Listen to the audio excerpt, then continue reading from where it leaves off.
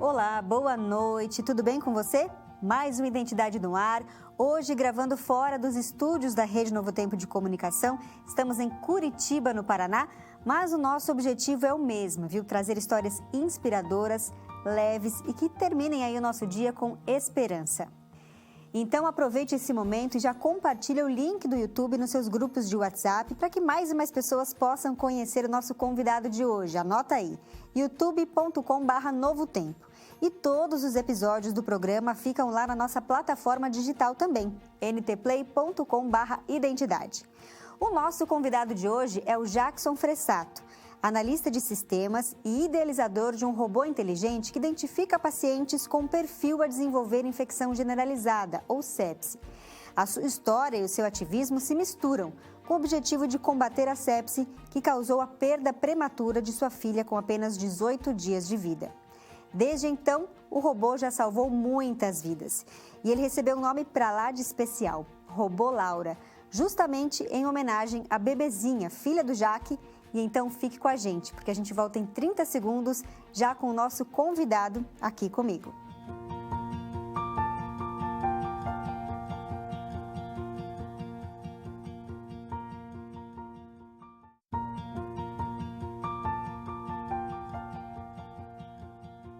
Sepse, também chamada de infecção generalizada, é uma síndrome causada por uma resposta inflamatória descontrolada que tem origem infecciosa e pode afetar diferentes órgãos, levando à falência. O Ministério da Saúde reforça a importância do diagnóstico precoce e tratamento imediato da doença, que é responsável por pelo menos 11 milhões de mortes por ano no mundo todo. A sepse pode ser localizada em qualquer órgão, mas com uma boa higiene e cuidados básicos de saúde é possível evitá-la. O risco pode ser diminuído, principalmente em crianças, quando pais ou responsáveis conseguem fazer ali o calendário vacinal da criança. A infecção pode ser bacteriana, fúngica, viral, parasitária ou por protozoários. Mas os focos mais comumente relacionados à sepse são a pneumonia, a infecção urinária e a infecção abdominal. E como falamos já no início do programa, hoje o nosso convidado é o Jackson Fressato, um analista de sistemas que perdeu a filha por sepse com apenas 18 dias de vida. Mas ele transformou a dor em esperança para os demais, criando um robô capaz de identificar pacientes com esse perfil a desenvolver a sepse. Jack, seja muito bem-vindo ao programa. Boa noite para você. Boa noite, obrigado. Já que eu quero saber, assim, a sepse pode atingir qualquer pessoa, mas existem alguns grupos específicos que são mais vulneráveis, que é o caso também dos bebês prematuros, né? Foi o caso da sua filha, Laura? É o caso da Laura e é a situação de todo e qualquer paciente internado num hospital. Aliás, eu acho que isso não é nenhuma condição clínica de pessoas internadas no hospital. Qualquer pessoa pode desenvolver uma sepse a partir de de uma infecção no dente, no tratamento dentário, por exemplo, né? A gente sabe de casos desse jeito. E a sepse ela não está diretamente correlacionada a questões ambientais do hospital. Muitas pessoas se confundem com isso, né? Sim. Questão de infecção hospitalar e coisa do gênero. Isso já foi há muito entendido que não é a grande situação. É realmente uma condição da comorbidade da pessoa, sua capacidade de resistir ao quadro inflamatório. Todos nós inflamamos em qualquer situação, nós vivemos inflamados, né? Haja visto dizer isso. Mas, nesse caso, quando a pessoa está numa situação extrema, isso aumenta muito. Os bebês prematuros, assim como qualquer outro paciente que esteja numa condição de vulnerabilidade, né, da sua capacidade de autoproteção, ele é um risco iminente de sepse ou da infecção generalizada, né? Então, é percebido que o tema sepse e, assim, por consequência, qualquer outra condição clínica que envolva a atenção continuada, não tinha como ser resolvido com protocolos duros, né, que a gente chama, né, com a receita de bolo, né, use isso, use aquilo, use aquele outro e você terá tal resultado. Isso não existe nem de uma forma normal na medicina, quanto menos em questões específicas como essa. E lá atrás, em 2010, quando toda essa situação aconteceu, era muito menos informação ainda, né? É verdade. E você é da área de tecnologia, né, analista de sistema, não tinha nada a ver com essa área de saúde. Mas foi, então, nesse episódio da sua vida que você voltou o seu trabalho para a área médico-hospitalar. Eu não tinha e não tenho nenhum know-how no assunto medicina, né? Hoje, sim, 13 anos depois do advento da situação com a Laurinha, e, vamos dizer assim, praticamente 10 anos absolutamente envolvido no projeto, né? 6 deles envolvidos dentro do foco de realizar isso, fazer acontecer dentro da área médica hospitalar. Eu acabei desenvolvendo muitos amigos, né? Muitos relacionamentos dentro da área médica. E mesmo assim, é uma área muito abrangente, não tem como entrar nela. Mas no que diz respeito à parte de suporte de tecnologia, entendimento de tecnologia, construção de tecnologia, criação de algoritmos, eu já sou um old school, né? Já estou desde os meus 16 anos de idade nessa área. Já tem bastante tempo.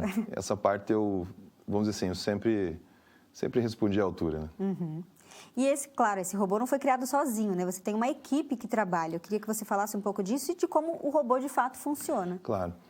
Efetivamente, a criação dele foi sozinha. Foi sozinha. Eu não tive apoio nem investimento lá atrás, porque quando eu tive... Primeiro que eu não fiquei... Não existia uma conotação direta com a morte da Laura, né? As pessoas, às vezes, elas entram nesse contexto. Porque, assim, vamos entender. O que aconteceu comigo e com Laurinha é uma situação irreversível, né? Eu acho que é importante olhar muito bem para essa questão. Ela é irreversível.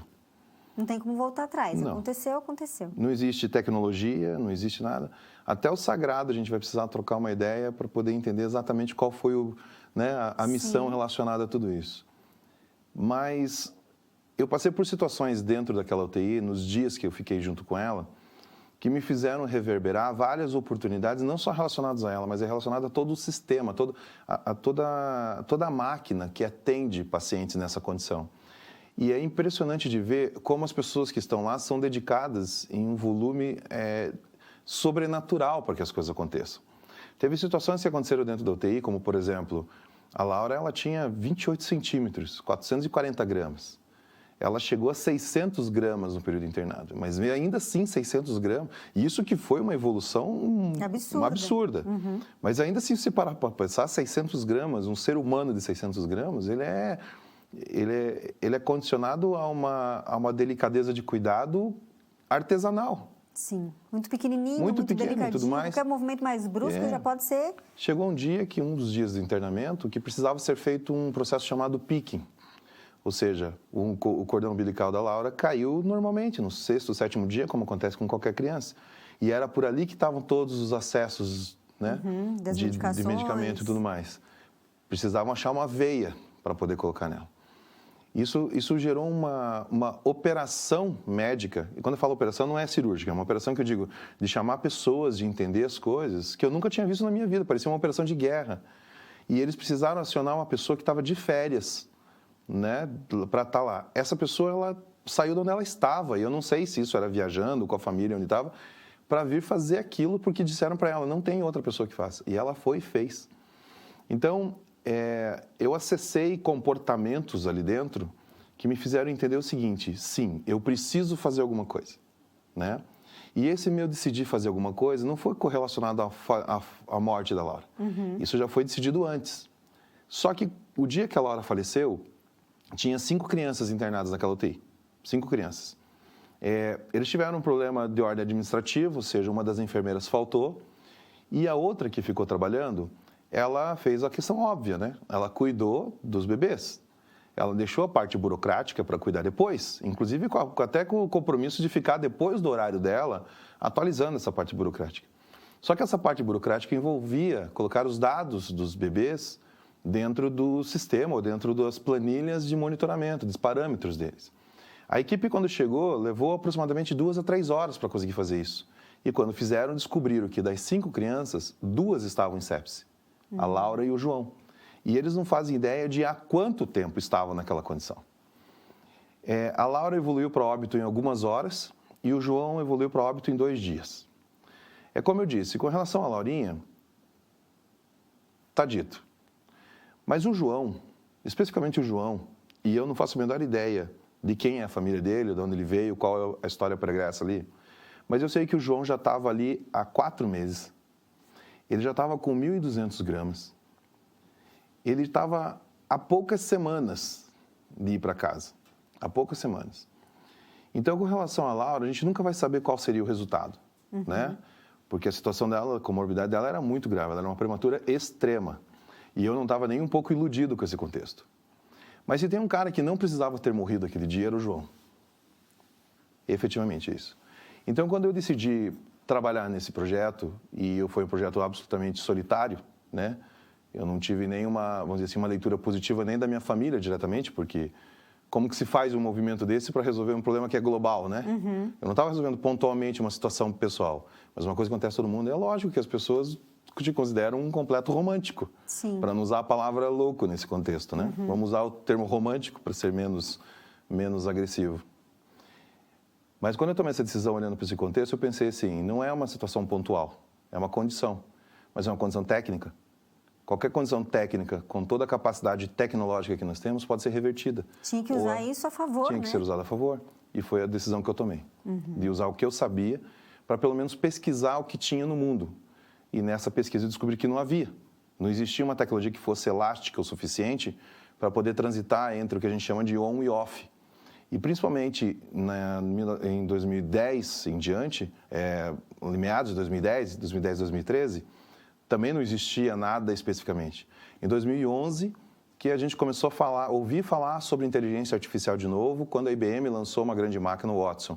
Antes disso, até meados de 2009, mais ou menos, nós estávamos no que a gente chama do segundo inverno da inteligência artificial, ou seja, entre 1997 e 2009, o mundo tecnológico sabia que existia inteligência artificial, sabia como funcionava, mas não tinha equipamentos para poder processar isso. Okay. A partir de 2008 e 2009, grandes empresas que a gente chama de tecnologia de nuvem começaram a disponibilizar tecnologia para isso. Logo, retomou-se os estudos, porque a inteligência artificial existe desde 1956. Sim, não é uma coisa totalmente nova. Nada, zero novo. Algoritmos que são usados agora são os mesmos de 1956. Não criamos ilusões de ficção científica de que a coisa veio de outro lugar. Não, é isso. Está parado lá. O problema é que não tem máquina que rodasse isso.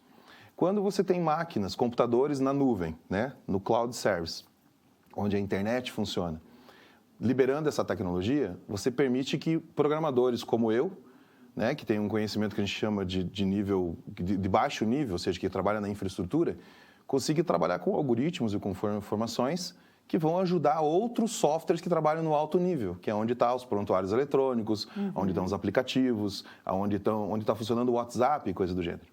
Então, quando isso acontece, a gente começa a poder ensaiar. Então, foi onde eu fui pesquisar quem estava fazendo e descobri que não tinha ninguém fazendo isso.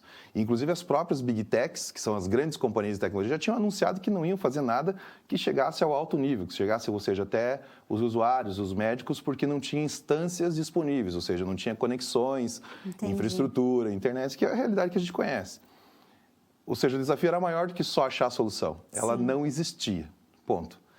Então, a segunda grande decisão foi o seguinte, então eu vou desenvolver, mesmo sabendo que toda essa infraestrutura não era disponível. Então, até a própria decisão de desenvolver isso ainda estava no contexto romântico. Então, é um pouco loucura também, né? Absurdo, absolutamente. A gente vai fazer uma pausa rápida aqui, Jackson, mas depois ele vai contar para a gente como, de fato, esse robô Laura funciona, como que ele lê esses prontuários médicos e como ele tem ajudado, até então, salvar tantas vidas. A gente volta em instantes. Hoje, o robô Laura, ele é uma das instâncias da tecnologia de toda uma plataforma que está sendo usada. E ele não mais lê só sepse ou analisa questões de sepse. Conforme nós fomos implantando, desenvolvendo, e daí entrou mais pessoas no contexto, depois que eu consegui depois que eu consegui testar no primeiro hospital, isso me consumiu todos os recursos que eu tinha até chegar lá.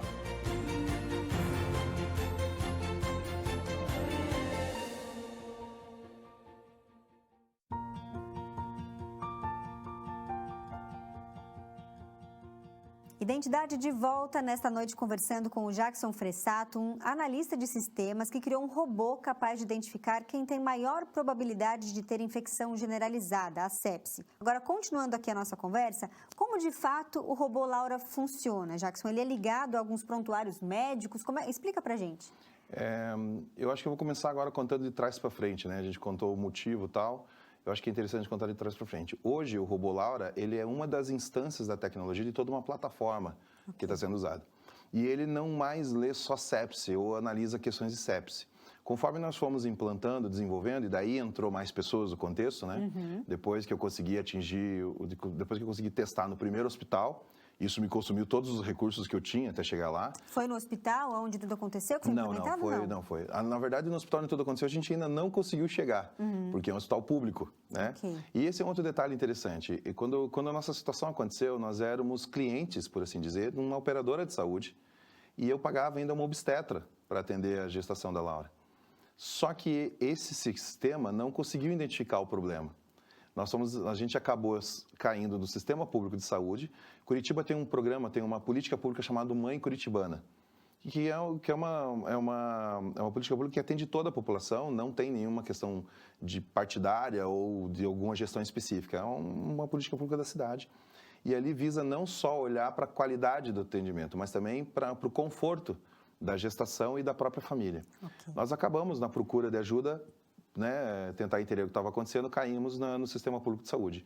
E ali nós tivemos acesso ao sistema para poder cuidar da gestação de risco, e esse sistema ajudou a gente a chegar nos especialistas, okay, que não estavam disponíveis em nenhum lugar. Então, a gestação da Laura, ela caiu dentro de um crivo quase que científico, porque o protocolo, na época, a gestação tinha sido encerrada e eu não ia conhecer a Laurinha, eu não ia saber nem que era uma menina, porque o protocolo em 2010 era uma gestação com menos de 25 semanas, cuja ultrassonografia indicasse menos de 500 gramas, o bebê ia morrer a qualquer momento. Então, eles encerravam a gestação. E esse é o protocolo de segurança. E isso lá em 2010. Sim. Hoje, esse protocolo já mudou drasticamente. Mas se não tivesse essa política pública, ou seja, se nós não tivéssemos escutado o coração do bebê batendo, não tivéssemos visto a imagem, isso ia sair só um laudo e ia ser encerrado.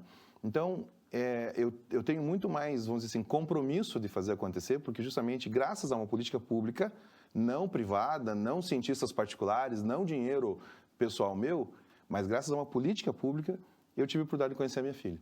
Então, esse é um dos grandes motivos de tudo isso está acontecendo. Então, olhando para tudo isso hoje e vendo como o robô funciona e os resultados, nós dividimos ele em duas grandes frentes. O que a gente chama de Laura Inteligência Clínica, né, ou o robô Laura, que trabalha na parte intra-hospitalar ou intra-serviços de saúde. No final do dia, trata-se tudo de serviço de saúde digital. Okay. Dentro do hospital, ele monitora os pacientes em risco, não mais só em sepse, mas olhando para a deterioração clínica do paciente. Como um todo ali. Como um todo. Até porque o suporte é para decisão, não para diagnóstico. Então, o robô ele não tem capacidade, ele não foi desenvolvido para isso e nunca dará diagnóstico de nada. Sim, para isso a gente precisa da nossa inteligência como ser humano. Exatamente. Mas ele tem a capacidade de ler uma quantidade de dados absurdos. Então, a cada 3 segundos, ele faz uma leitura de todos os dados que estão gravados no prontuário eletrônico e outros sistemas acessórios. E baseado no que ele foi treinado, porque não é um software configurado, que a gente chama de hard code, né, digitar na mão, é o que ele foi treinado, esse algoritmo indica quais são os pacientes daquela coleção de 100, 200, 300 que estão internados, que estão nesse link ou nessa linha de risco. Então, é como se ele pinçasse esses pacientes de uma coleção de todos os outros e falasse, ó, você vai ver todo mundo, mas olha esse aqui primeiro. Porque ele dá uma prioridade baseada nos parâmetros alterados. Então, ele não dá um diagnóstico que a pessoa está tendo alguma coisa, mas ele diz que ele está fora da curva que ele mesmo foi treinado pela equipe hospitalar. Porque o hospital tem a opção de usar o protocolo padrão que vem com o robô, ou ele tem a opção de criar o seu próprio protocolo dentro do hospital. E isso faz com que o robô trabalhe como um assistente para o hospital. Agora, existe um contador de vidas da Laura, né? Eu dei uma olhada ali no site do Instituto, inclusive, e vocês conseguem mensurar quantas vidas puderam ser poupadas, digamos assim, pela tecnologia? A gente criou essa audácia de querer colocar essa informação, mas a gente percebeu que o robô está fazendo muito mais do que ajudando a salvar vidas. Ele está impactando positivamente a vida de muitas outras pessoas. E eu nunca tinha parado para pensar nisso. Quando uma tecnologia muda uma conduta de uma equipe hospitalar, ele não está necessariamente só salvando aquela vida.